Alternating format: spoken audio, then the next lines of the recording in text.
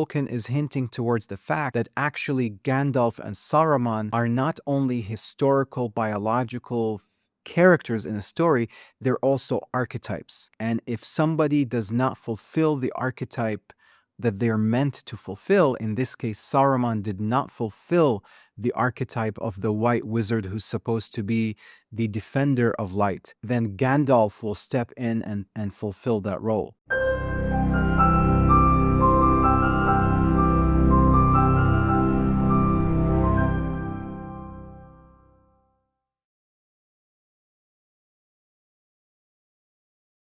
Peace and love, and welcome to our new series, Real Imagination, in our Studio of Meaning Substack community. And in this series, we'll be exploring and journeying through various pop cultural epics and artifacts, films, music, and video games, and other artifacts and other genres, all through the lens and the teachings of the Andalusian mystic and Muslim polymath and saint Muhyiddin Ibn Arabi. And for this inaugural episode, I wanted to begin with one of the greatest cultural epics of our time, J.R.R. Tolkien's Lord of the Rings. And of course, as many of us know, the journey in Lord of the Rings is the journey of Frodo and the Fellowship of the Ring in an attempt to destroy the Ring of Power that was created by Sauron, the Dark Lord, and it has to be destroyed in the very fire from which it was created in Mount Doom. And there are a lot of motifs in Lord of the Rings that merit for us to take a deeper look at them through the teachings of Ibn Arabi. There is a scene in the second part of the trilogy, The Two Towers, where Aragorn, Gimli, and Legolas are in the forest of Fangorn, and they meet the White Wizard. And in the beginning, they think that this is none other than the evil Saruman, who of course has sided with the enemy, but they are absolutely amazed and astonished to see that it was actually none other than Gandalf, because Gandalf had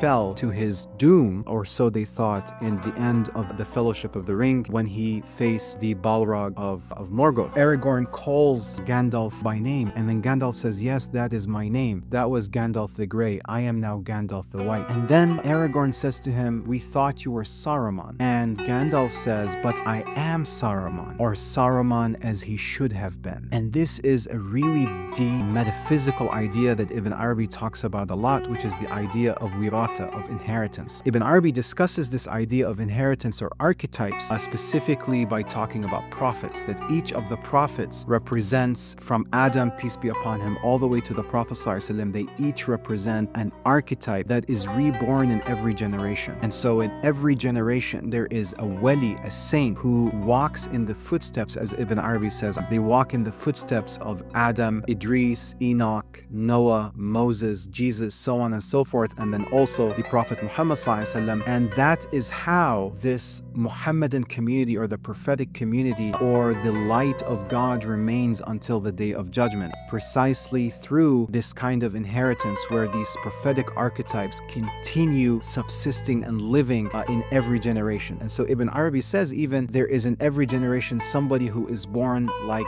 Jesus, physically, biologically, a miraculous birth without a father, only a mother. So what we have here is Tolkien is hinting towards the fact that actually Gandalf and Saruman are not only historical, biological characters in a story, they're also archetypes. And if somebody does not fulfill the archetype that they're meant to fulfill, in this case Saruman did not fulfill the archetype of the white wizard who's supposed to be the defender of light, then Gandalf will step in and fulfill that role.